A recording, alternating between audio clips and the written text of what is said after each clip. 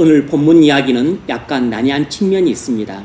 오늘 본문은 우리에게 무슨 메시지를 전해줄까요? 여러분 오늘 본문을 모르지는 않을 텐데 이 본문이 말하는 의미를 잘 이해하고 계십니까? 아마 그러지 못할 것입니다. 본문이 전하는 메시지가 문자적으로 두드러지지 않기 때문에 이해하는 데 적잖은 어려움이 있을 것입니다. 오늘 본문은 예수님과 바리새인들 간의 바알세불 논쟁 끝머리에 예수님이 하신 말씀입니다. 병행 본문인 마태복음 12장과 마가복음 3장에는 없는 이 이야기가 누가복음 11장에만 추가되어 있습니다.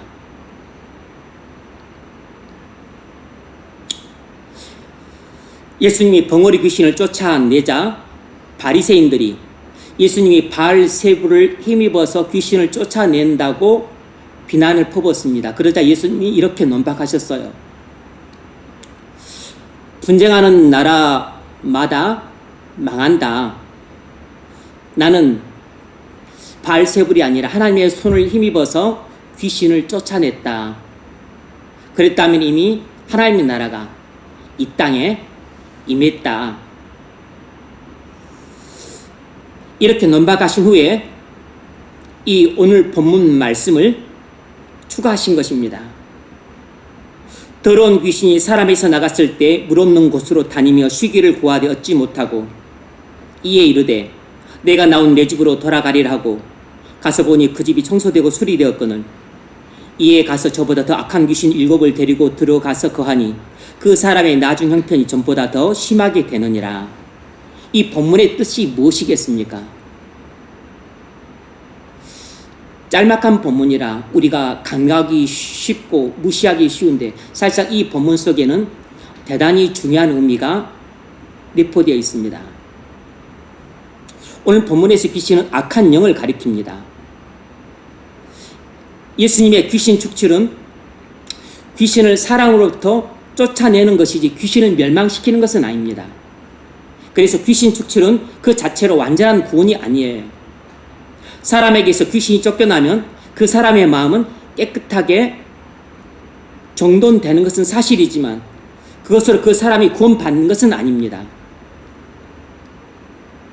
귀신 들렸던 사람이 귀신이 나가 깨끗하게 정돈된 채 그냥 비어있는 상태로 있으면 그에게서 나갔던 귀신이 다시 공격해 들어올 위험이 있습니다.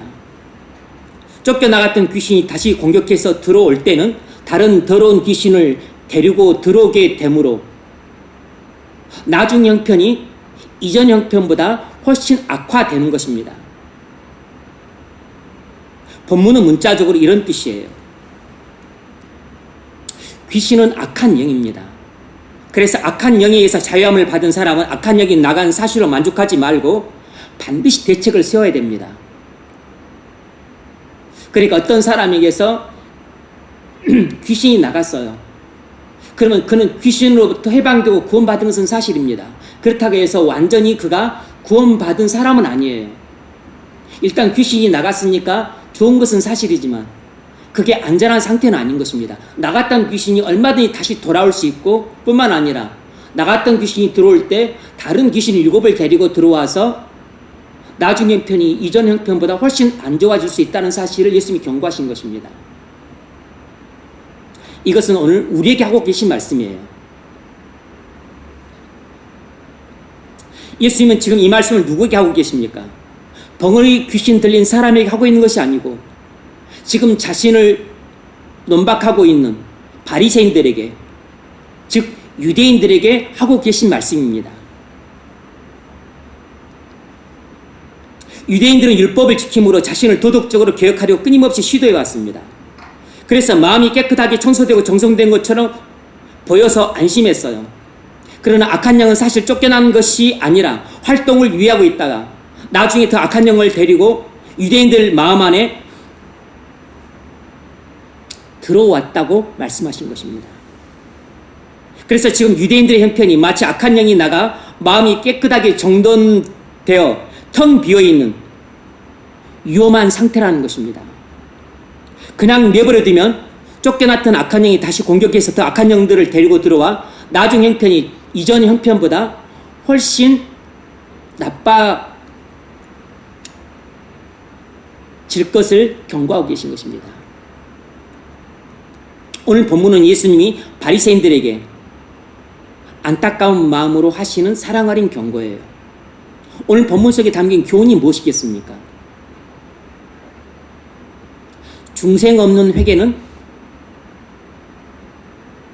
실패한다는 것입니다.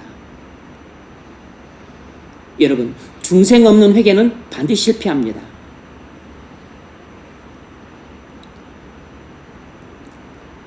다른 말로 하자면 중생 없는 개혁은 반드시 실패합니다. 중생하지 않고 도덕적으로 개혁하려는 시도들은 반드시 실패해요.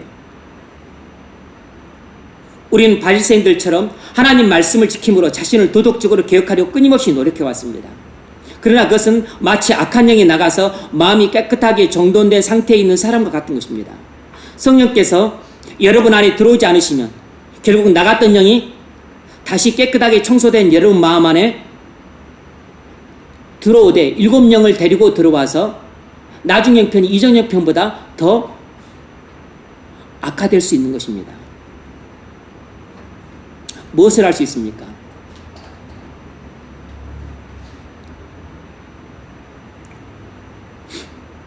중생 없는 회개는 반드시 실패한다는 걸 알 수 있죠.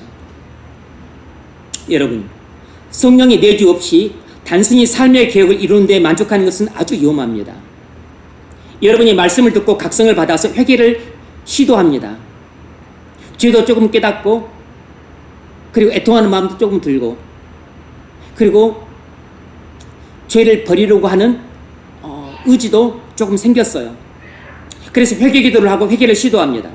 그러면 어떤 일이 벌어질 수 있냐면 여러분에게서 악한 영이 나가거나 아니면 악한 영이 움츠러들어서 이전과는 다르게 활동을 유예합니다. 그 사이 여러분이 이전과는 마음이 조금 달라진 것 같고 그리고 삶도 조금 개혁이 돼요. 그러면 그 사이 여러분이 안심을 하게 됩니다. 만족을 하게 돼요. 이전과는 달라진 눈에 가시적인 성과가 보이니까 뭔가 내가 회개를 한 것 같습니다. 여러분 마음이 깨끗하게 청소되고 정돈된 상태에 있는 것입니다. 그런데 성령께서 여러분 안에 들어오지 않으시면 결국 악한 영이 다시 공격해 오고 이전보다 더 강하게 활개를 치게 될 것입니다. 악한 영이 나가서 여러분이 마음을 깨끗하게 청소하고 생활을 조금 개혁한 것에 만족하지 말아야 됩니다. 그것은 회개가 아니에요. 악한 영이 여러분 안에 잠시 웅크러들어서 활동을 유예하기 때문에 여러분이 예전처럼 유혹에 빠지지 않고 하나님 말씀에 예전과는 다르게 순종했다고 해서 그것을 회개했다고 속지 말아야 됩니다. 그것은 진짜 회개가 아니에요. 주님은 바로 우리에게 이 점을 경고하고 계신 겁니다. 중생 없는 회개는 회개가 아닙니다. 여러분이 정말로 회개를 하려면 중생을 해야 됩니다. 어떻게 중생을 하죠? 회개할 때 중생합니다. 여러분이 중생을 하려고 따로 시도할 필요는 없습니다. 하나님은 우리에게 중생하라고 말씀하지 않았어요. 우리가 해야 될 것은 회개하는 것이지 중생하는 게 아닙니다. 우리가 우리 죄를 회개할 때 하나님께서 성령을 우리에게 보내주심으로 중생을 하게 됩니다. 회개할 때 중생하는 것이에요.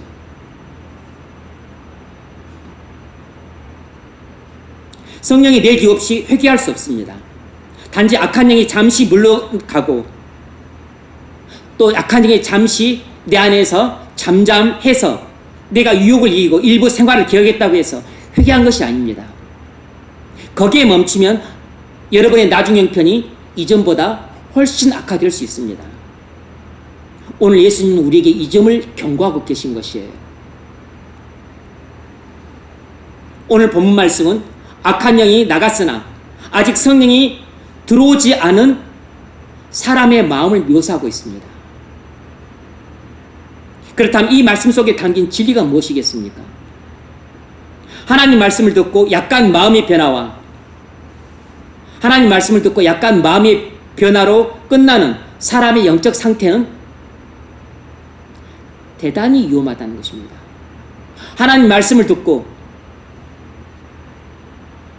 각성을 받아서 약간 마음의 변화로 끝나는 사람은 대단히 위험하다는 것입니다. 나중에 훨씬 더 나빠진다는 것이에요. 그러면 여러분이 하나님 말씀을 듣고 약간 마음의 변화로 끝나고 안주하게 된다면 여러분의 나중 형편은 이전 형편보다 훨씬 악화됩니다. 여러분, 우리는 수련회 때 회개에 관한 말씀을 들었습니다. 그리고 우리는 매주 하나님 말씀을 듣고 영적인 도전과 그리고 각성을 조금이라도 받습니다. 그러면 성도라면 누구든지 자기 죄를 깨닫고 회개하려고 합니다. 그렇지 않다면 그는 교인이라고 말하기도 어려워요. 그런데 여기에 어떤 위험이 있냐면 대부분 어중간한 회개에 그칠 위험이 크다는 사실이에요. 많은 사람들이 하나님 말씀을 듣고 도전을 받으면 회개하려고 합니다. 그런데 적당히 회개를 해요. 회개에 관한 말씀을 듣고 또 각성을 받으면 회개 같다는 그 마음이 생깁니다. 대부분 적당히 회개하는데 그치고 말아요. 그게 위험한 것입니다.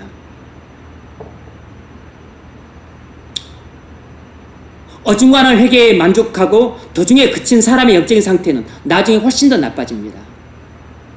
따라서 약간의 신앙적인 변화에 만족해서 안주하는 것이 얼마나 위험한지 알아야 됩니다.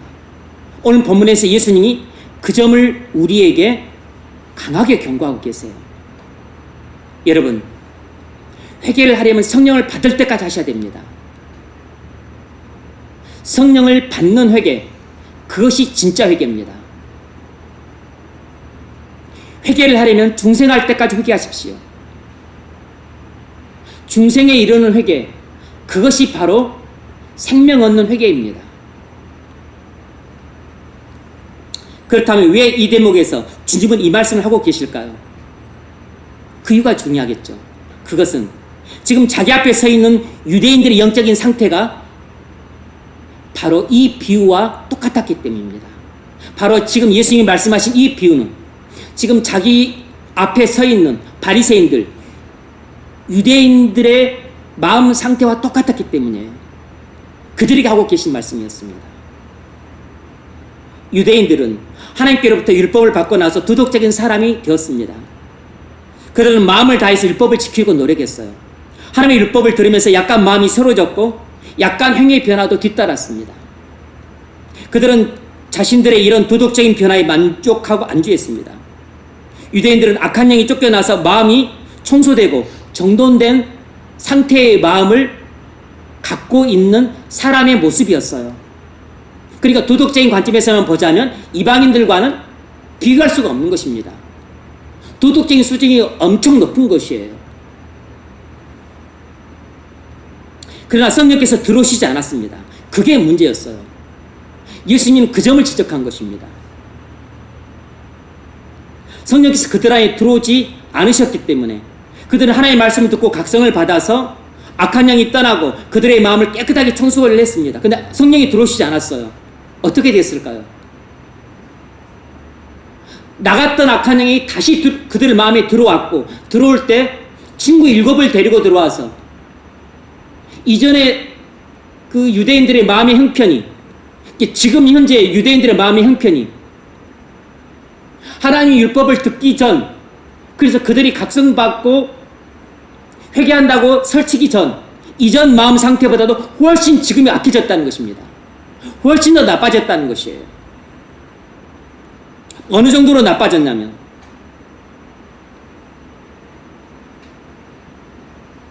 그들은 메시아가 자기들 눈앞에 서 있었음에도 불구하고 알아보지 못하고 그리고 거부할 정도로 나빠졌습니다. 하나님의 아들이 사람이 되셔서 자기들을 구원하러 언약의 약속을 따라 그리스도로 오셔서 그들에게 구원의 복음을 전하시고 하나님의 나라를 전파하셨음에도 불구하고 그 그리스도를 알아보지 못하고 거부하고 심지어 미워하고 분노해서 그를 십자가에 못 박아 죽일 정도로 당시 유대인들의 그 영적인 상태는 그들이 하나님의 심판을 받아 바벨론 포로로 끌려가기 전 BC 6세기 이 상태보다도 훨씬 더 나빠졌다는 것이에요.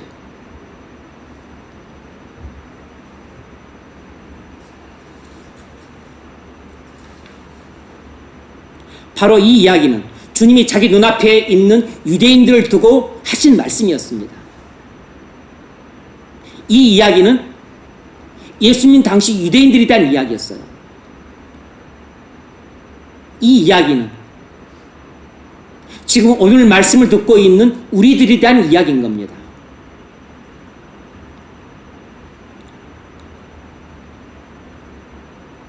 유대인들은 율법을 지키지 않았기 때문에 가나안 땅에서 쫓겨나 바벨론 포로로 끌려갔습니다.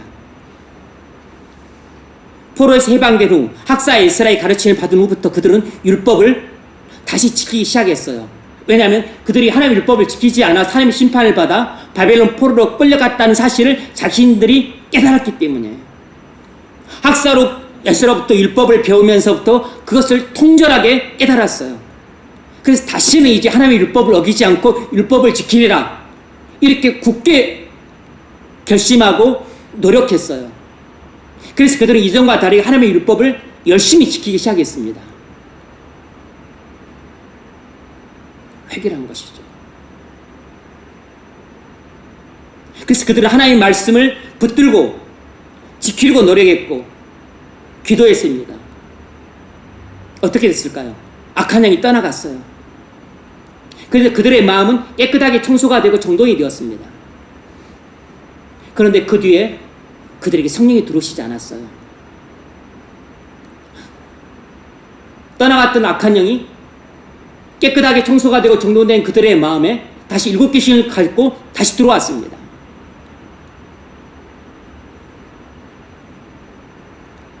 그래서 그때로부터 600년 가까이 지난 예수님 당시에 이때 유대인들의 영적인 상태는 바빌론 포로로 끌려가기 전 유대인, 하나님의 율법을 지키지 않아서 하나님이 진노하셔서 심판하실 수밖에 없는 그 악한 상태의 유대인들의 영적인 상태보다 예수님 당시에 이 유대인들은 영적인 상태는 훨씬 더 악화된 상태였습니다. 아이러니죠.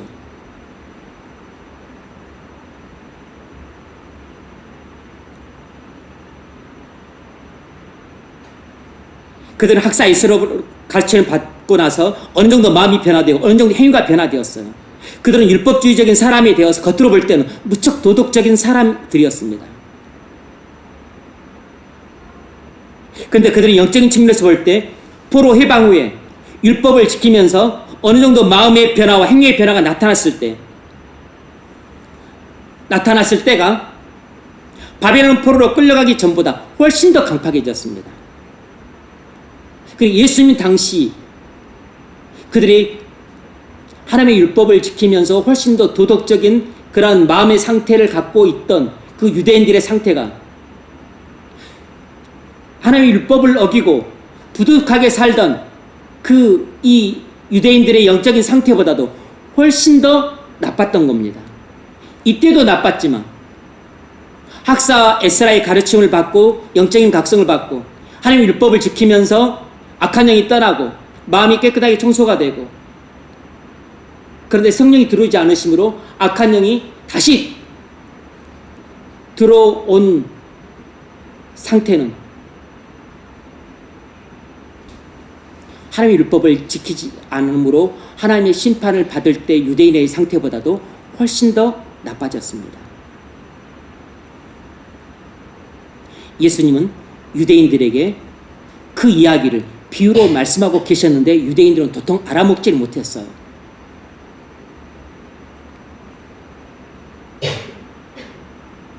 왜 그렇게 되었을까요? 율법을 가르침 받으면서 악한 영이 쫓겨났지만 성령이 들어오지 않음으로써 나중에 더 악한 영들이 무더기로 들어왔기 때문입니다. 그래서 예수님 당시 유대인의 영적인 상태는 최악의 상태였어요. 하도 하나님의 율법을 어기고 무시해서 하나님이 진노하셔서 심판을 할 BC 586년 당시 영적인 상태보다도 훨씬 더 나빴습니다. 그런데 그렇게 된 이유를 주님이 이 비유로 설명해 주셨어요. 그러니까 하나님의 말씀을 듣고 약간의 마음의 변화와 약간의 행위의 변화로 끝나는 것에 안주하는 것이 얼마나 위험한 일인가를 오늘 우리가 깊이 깨달아야 됩니다. 주님은 이 말씀을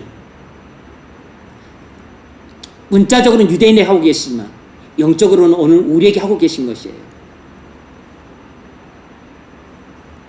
내가 유대인들처럼 그렇게 하나님의 율법을 듣고 영적인 각성을 받아서 그래서 하나님 말씀을 지키려고 부단히 노력함으로 악한 영이 떠나서 마음이 예전보다 훨씬 깨끗해지고 그리고 정돈된 상태가 되었지만 만일 너희 속에 성령이 들어오시지 않는다면 그러면 떠나갔던 악한 영이 다시 너희들한테 들어오게 될 것이고 그 후에 나중 형편은 이전 형편보다 더 악화될 것이라는 것입니다. 여러분이 하나님 말씀을 듣고 영적인 각성을 받아서 여러분이 교만에 대해서 뉘우쳐요. 그럼 교만의 영이 떠나갈 수 있습니다. 아, 내가 음란하고 방탕히 살았구나. 그러면 음란의 영이 떠나갈 수 있어요. 아, 내가 무척 게을르게 살았어. 그럼 나태의 영이 떠나갈 수 있습니다. 그래서 예전과는 다르게 마음이 좀 겸손해진 것 같고 마음이 좀 거룩해진 것 같고 마음이 좀 성실해진 것 같아요.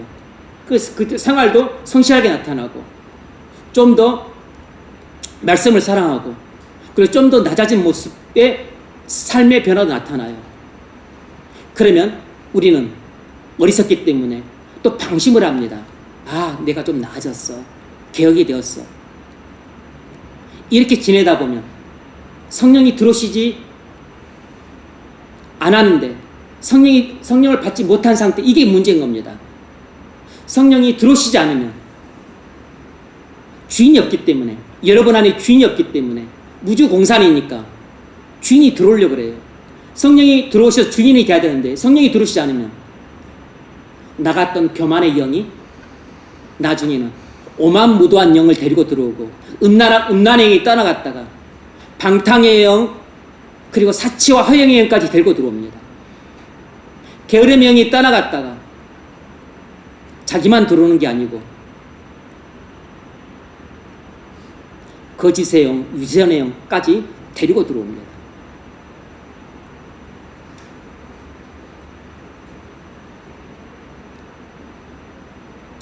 그래서 적당한 회개가 너무 유효합니다. 어중간한 회개는 오히려 우리를 멸망의 구렁텅이에 몰아넣을 수 있어요. 여러분, 회개하여 성령을 받는 데까지 나가지 않고 약간 마음의 변화와 삶의 변화에 안주하는 사람은 나중에 그 영적인 상태가 이전 상태보다 훨씬 나빠집니다.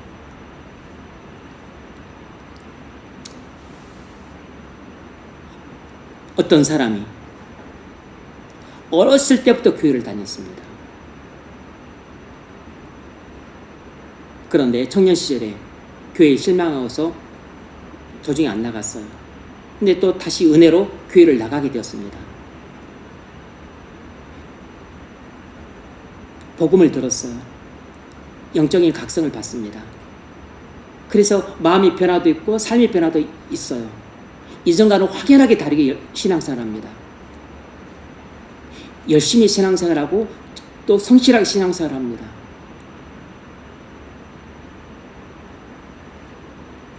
근데 본인도 아직 구원받지 못했다는 걸 알아요.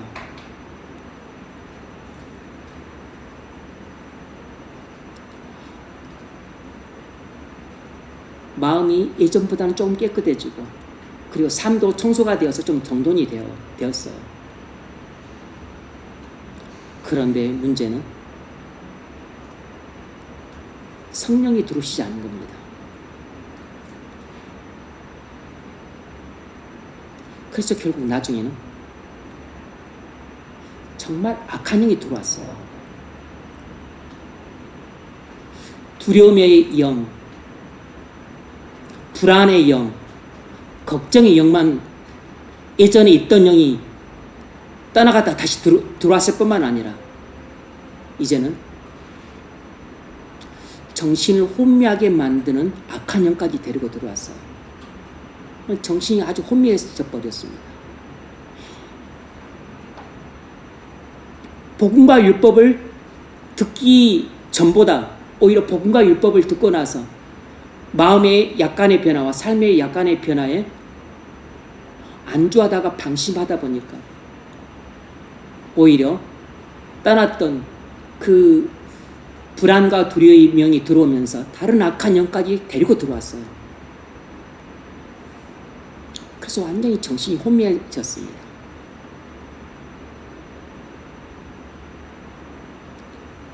나중 형편이 이전 형편보다 훨씬 나빠진 겁니다. 저는 이런 케이스를 교회에서 목회하면서 많이 봤습니다. 정말 많이 봤어요. 교인들은 이것이 무엇인지 잘 몰라서 넘어가지만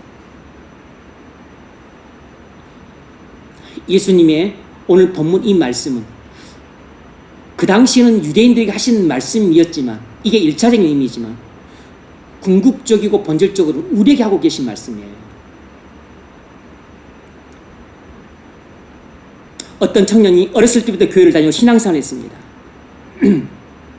두 번째 케이스예요. 청년 시절 말씀을 듣고 각성을 했습니다. 마음의 변화도 있고 삶의 변화도 있었어요. 결혼해서 가정을 이루었고 사업도 잘 됐습니다. 목사님도 그를 인정해서 교회의 중추적인 멤버로 세웠습니다. 그런데 그때부터 그의 신앙 인격에 표가 나기 시작했습니다. 자주 자기 생각을 강하게 주장해서 목사님 목회에 트러블을 일으켰어요. 교회를 나갔고 떠돌이처럼 이 교회 저 교회를 다녔습니다. 그리고 비난과 험담과 부정적인 이야기들을 했어요. 삶의 질서가 무너졌고 그리고 신앙의 균형이 완전히 흐트러졌습니다. 예전보다 훨씬 못한 모습이었어요. 물질에 대한 탐욕이 아주 강했습니다. 그래서 정상적인 사업보다 불로소득과 일확천금을 자꾸 추구했습니다. 결국 경제적으로 파산했고 가정도 깨졌어요. 그의 나중 형편이 예전 형편보다 훨씬 나빠졌습니다.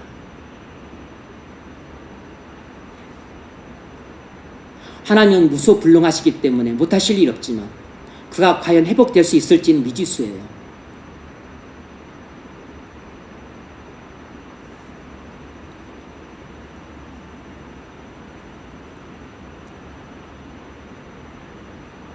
예전에도 교만의 영이 있어서 늘 그의 문제는 교만이 문제였었는데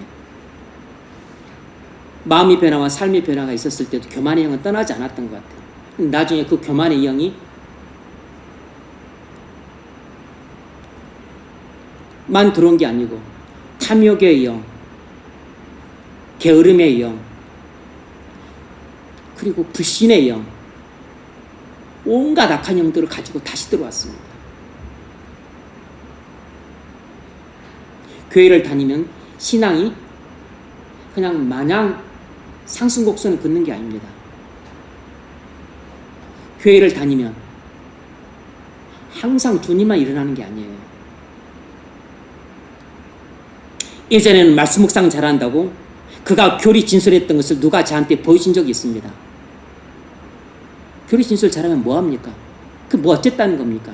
그게 뭘 증명을 하죠? 아무것도 증명하지 않습니다. 왜 이런 결과가 왔을까요? 그가 잠시 영적인 도전을 받고 각성을 받아서 약간의 마음의 변화와 삶의 변화가 일어나긴 했지만 생명 얻는 회개에 이르지는 못했던 겁니다.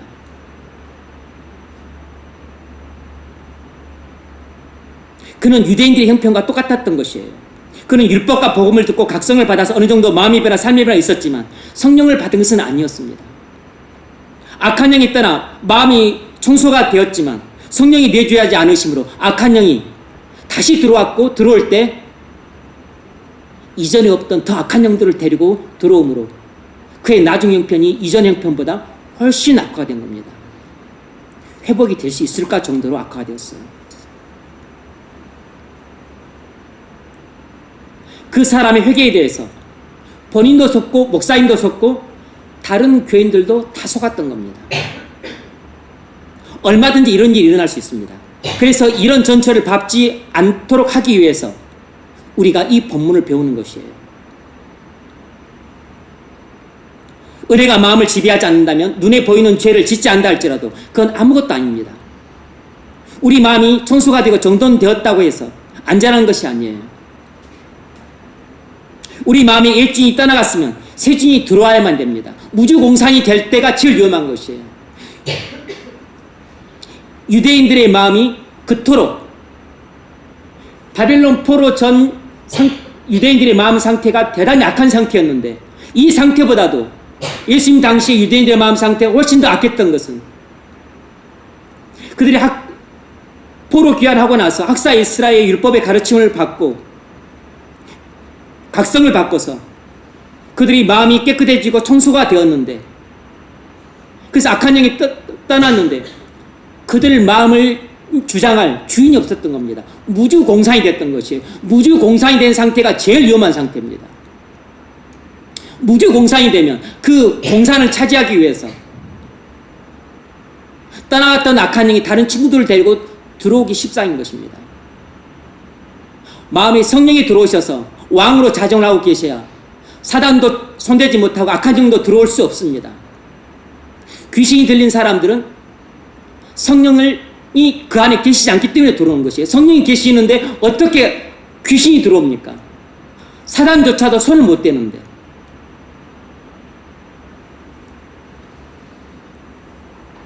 그러니까 말씀을 듣고 영적인 각성을 받아서 약간의 마음의 변화와 삶의 변화를 이루어서 도덕적으로 조금 개선된 삶을 보이고 있는 사람, 그 사람이 제일 위험한 사람이에요. 말씀을 듣고 각성을 받아서 마음이 청소가 되고 정돈이 되어서 이제 하나님 말씀을 따라 살려고 나름대로 결심하고 노력하고 있는 이 상태가 너무 그냥 지속이 되면 이게 대단히 위험한 상태인 겁니다. 이전에 떠나갔던 교만의 영이 다시 들어오고, 게으름의 영이 들어오고, 음란의 영이 다시 들어오고, 두려움의 영이 다시 들어와서 나중의 편이 이전의 편보다 훨씬 악화될 수 있습니다. 무주공산이 제일 위험한 상태예요.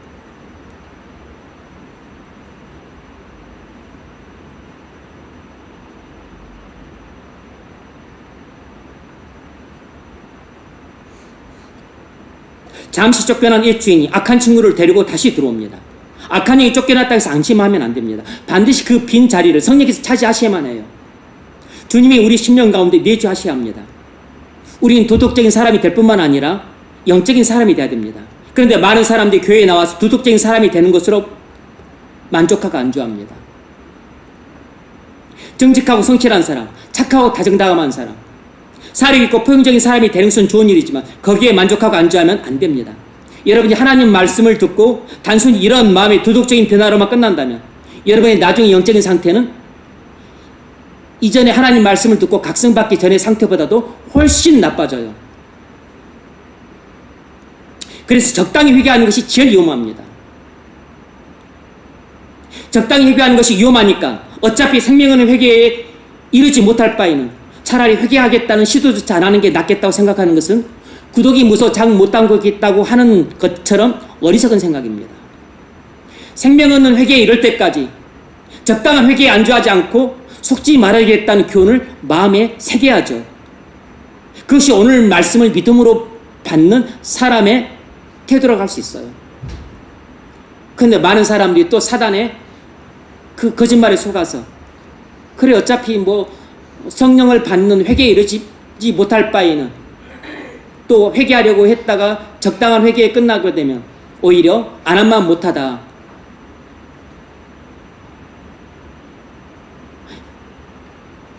이렇게 생각하고서 회개하지 않는 자기 자신을 합리화하는 사람들이 있습니다. 이건 죽을 길을 내는 사람들이에요. 꼭 그런 사람도 있습니다. 죽기로 작정한 사람들입니다. 사단의 거짓말에 항상 속아 넘어가는 어리석은 사람들이에요. 이 교훈을 왜 하겠습니까? 적당한 회개에 안주하지 말고 속지 말고 멈추지 말아라. 반드시 성령을 받을 때까지 회개를 해야 된다.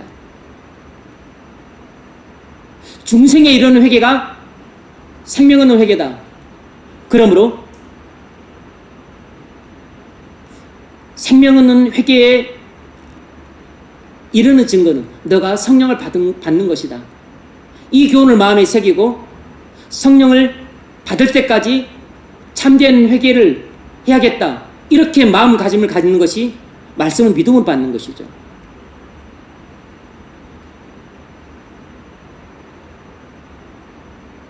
영적인 측면에서만 보자면 적당히 믿는 것은 아예 안 믿는 것보다 영적인 상태가 더 나빠질 가능성이 높습니다. 많은 사람들이 자신을 겉으로 볼 때 자기 마음 상태나 행위가 전보다 더 나아졌기 때문에 앞으로 더 나아질 것이라고 기대를 합니다. 왜냐하면 안 하던 주의 성수를 하고 안 하던 성령 있기를 좀 시작하고 안 하던 기도도 조금 하고 그리고 순회 참석까지 또 했어요. 아닙니다. 전에는 살았고 더러운 악한 영의 지배를 받았다면 여러분이 이 말씀을 듣고 영적인 각성을 받아서 마음이 조금 청소가 되고 정돈이 되었다면 지금은 점잖고 세련된 악한 영의 지배를 받고 있는 상태라는 것을 아셔야 됩니다. 하지만 속에서 역사하고 있는 주인은 여전히 사단이에요. 주님은 여러분의 나중 형편이 처음 형편보다 훨씬 더 악화될 수 있기 때문에 거칠고 악한 영의 지배를 받는 그 상태보다 좀 더 세련된 악한 영의 지배를 받는 상태가 좀 더 마음이 깨끗하고 정돈이 되어 있고 마음이나 삶의 변화가 나타나서 나도 조금 만족하고 다른 사람도 조금 나아졌다고 말하니까 지금이 좋은 상태야 라고 속지 마십시오. 성령께서 내주하셔서 여러분의 주인이 되기 전까지는 여러분은 결단코 안전한 상태가 아닙니다. 반드시 성령께서 여러분 안에 내주하셔서 여러분의 주인이 되셔야만 여러분은 성령의 인도와 보호와 공급하심 가운데 살아갈 수 있는 그리스도인이 되는 것이에요. 그 전까지는 여전히 사단이 여러분의 주인이고 악한 영이 여러분 안에 들락달락 거릴 수 있습니다. 그러므로 철저한 회개보다 더 안전한 것은 없습니다. 우리가 신앙생활을 하려면 아주 철저하게 해야 됩니다. 여러분이 회개를 하려면 정말로 뼛속 깊이 깨닫고 그리고 통에 자복하는 회개 기도를 하고 그리고 근본적으로 의지가 변화되는 그런 찾아오는 그런 철저한 회개를 하셔야 됩니다. 그것이 제일 안전해요. 회개를 통해서 성령을 받으셔야 됩니다. 여러분이 회개를 하려 치면 중생에 이르는 회개를 하셔야 돼요. 물론 원리적으로는 중생을 해야 회개를 할 수 있습니다. 하지만 우리는 중생의 체험을 회개를 할 때 나중에 성령을 받았다는 것을 알게 돼요. 여러분의 마음이 청소가 되고 정돈되었지만 아직 성령께서 거하시지 않는다면 지금 여러분의 마음 상태는 아주 위험한 상태에 있다는 것을 아셔야 됩니다. 그러면 여러분이 3일간 수련회에 참석하셔서 말씀을 5번이나 듣고 내가 또 회개에 대한 도전을 받고 내가 또 안 하던 기도를 시작하고 그리고 마음을 좀 새롭게 하고 그리고 이제 TV도 좀 덜 보고 또 내가 좀 사치도 좀 덜 하고 이제 좀 새롭게 살아보리라. 그런 마음이 들었다고 해서 내가 이전보다 좀 나아졌구나. 물론 겉보기엔 나아질 수 있습니다. 그런데 거기서 멈추면 그게 제일 위험한 상태예요. 그것에 만족하고 안주하면 그것이 사단의 속임수에 넘어가는 것입니다. 거기서 만족하고 안주하고 중단해버리면 잠시 나갔던 교만의 영, 게으름의 영, 음란의 영, 우상의 영, 방심의 영, 이런 것들이 무더기로 들어오게 됩니다.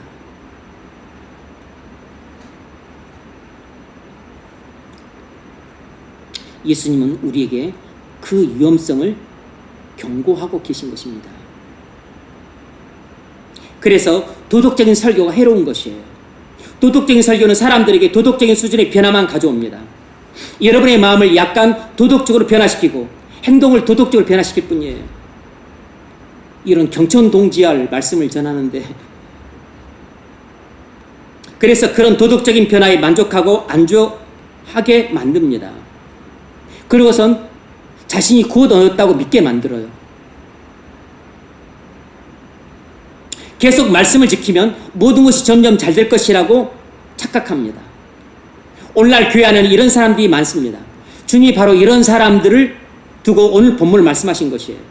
이런 사람들은 악한 영이 쫓겨난 후에 성령을 받지 못한 상태에 있는 사람들입니다. 계속 성령을 받지 못한 상태로 안주하다가는 나중에 더 악한 영들이 더욱 올 것입니다. 그때 영적인 상태는 이전의 영적인 상태보다 훨씬 더 나빠져요. 여러분, 도덕적인 설교를 듣는 사람들은 도덕적인 변화만 일어납니다. 영적인 변화가 일어나지 않아요. 그래서 나중에 그런 사람들은 영적으로 더 강팍해집니다. 나중에 복음을 듣게 될지라도 기쁨으로 받기는커녕 오히려 반발하는 경우가 더 많습니다. 아니, 내가 마음이 얼마나 깨끗하고 내가 얼마나 정직하고 성실하게 살아왔는데 내가 아직까지 회개하지 않았다고? 내가 아직 회심하지 않았다고? 내가 아직 성령을 받지 못한 사람이라고? 나는 그런 말을 들어본 적이 없어. 어떻게 내게 그런 말을 할 수가 있지?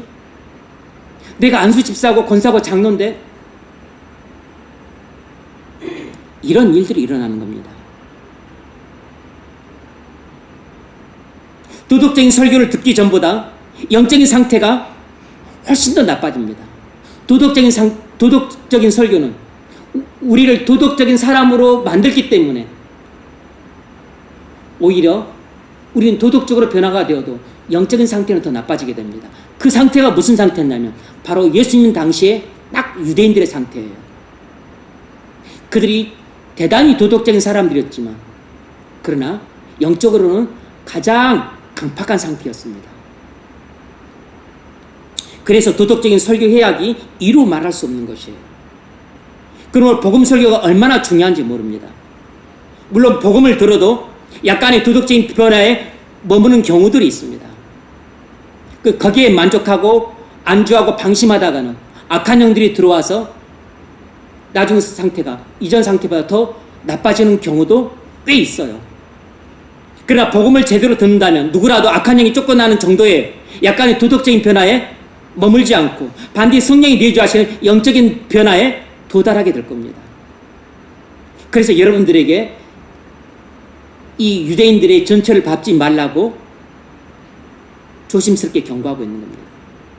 오늘날에도 많은 사람들이 이 예수님 당시에 유대인들의 전철을 밟아왔고 지금도 밟고 있습니다. 그렇게 멸망의 길을 걷고 있어요. 여러분 부모님들 중에도 그런 분들이 꽤 계실 겁니다.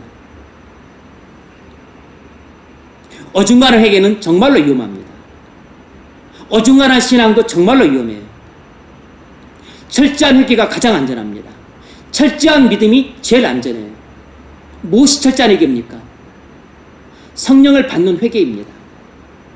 중생에 이르는 회개가 제일 안전해요. 성령을 받을 때까지 회개를 하십시오. 그것이 생명 얻는 회개입니다.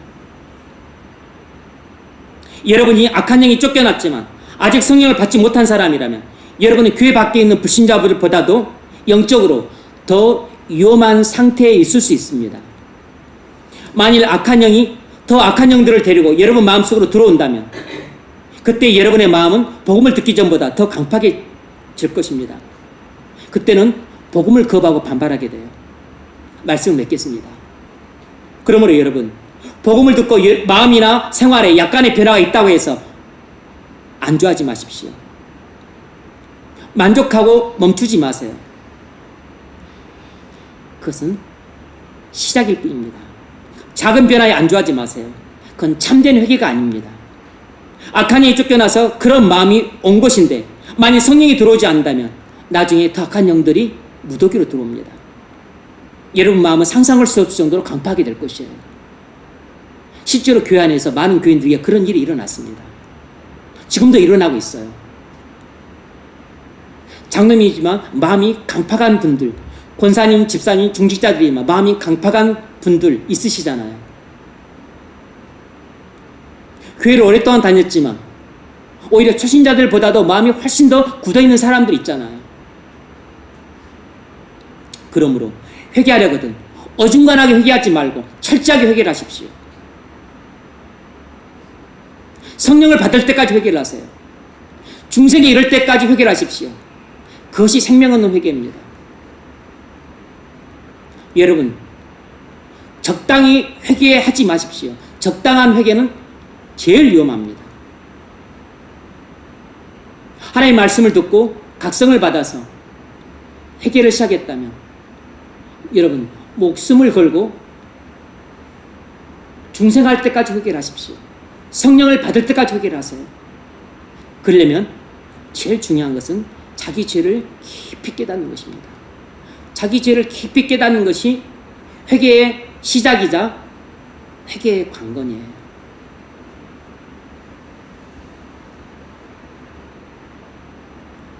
회개는 의지로 하는 게 아니라 믿음으로 합니다. 회개는 우리의 결심으로 하는 게 아니라 하나님의 은혜로 해요. 내 죄가 얼마나 크고 그리고 내가 얼마나 죄악 덩어리인가를 깨닫는 것은 우리 노력으로 불가능합니다. 하나님이 은혜로 깨닫게 해주셔야 돼요. 그러므로 하나님의 은혜로 깨닫기를 원한다면 여러분의 죄 때문에 하나님의 진노의 심판을 받아 피 흘려 죽으신 십자가를 바라보십시오. 갈보리 언덕의 십자가에 바라보세요. 십자가에 달려 피 흘리신 그리스도를 바라보십시오. 가시멸라에서 떨어진 피, 두 손목과 발목에서 떨어지고 있는 피, 그리고 창에 찔려서 옆구리에서 흘러나오는 물과 피를 바라보세요. 그리고 그 피를 믿으십시오. 그 피가 여러분의 모든 죄를 완전히 속죄했습니다. 그리스도의 피는 완전한 속죄예요. 그리스도의 피는 완전한 용서입니다. 그것을 바라보고 그리스도 안에서 베풀어 주신 죄인 된 여러분을 향한 하나님의 큰 사랑을 깨달으십시오. 하나님의 큰 사랑이 깨달아짐과 동시에 내 죄악도 하나님의 사랑만큼 크다는 것을 알게 됩니다. 내 죄악보다 하나님의 사랑이 크기 때문에 내가 그렇게 죄가 크고 많음에도 불구하고 하나님의 사랑으로 내 죄를 용서해 주신 것이에요. 그런데 내 죄악의 크기가 어느 정도냐면 하나님의 아들이 십자가에서 피를 흘려 죽어야 될 정도로 내 죄가 큰 것입니다. 내 죄의 크기는 성자 하나님이 나를 위해 목숨을 바쳐 십자가에서 하나님의 진노의 심판을 받아 영원한 죽음을 당해야 될 정도로 내 죄의 크기는 지옥의 넓이만큼 크고 지옥의 깊이만큼 깊고 그리고 지옥만큼 큰 것이에요. 내 죄의 크기는 지옥만큼 큰 것입니다. 그런데 하나님의 사랑의 크기는 지옥보다 더 컸기 때문에 나를 지옥에서 건져주신 것이에요.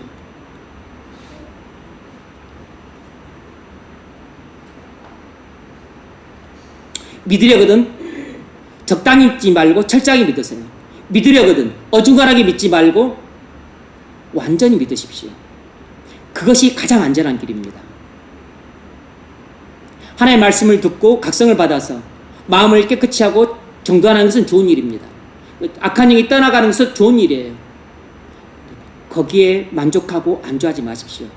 무주공산인 상태가 제일 위험한 상태입니다. 반드시 성령께서 들어오셔야 돼요. 그래서 성령께서 들어오시려면 믿어야 됩니다. 그리스도를 믿어야 돼요. 그래야만 성령이 들어오십니다. 여러분 죄를 정말로 해결하셔야 됩니다. 그때 성령이 들어오십니다. 그러므로 성령이 오실 때까지 회개하십시오. 정말로 그리스도를 십자가를 붙잡고 믿으면 성령이 들어오십니다. 중생 없는 회개는 회개가 아닙니다. 회개를 했다면 중생하셔야 돼요. 성령이 내주 없는 회개는 생명 없는 회개가 아닙니다. 그건 가짜 회개예요.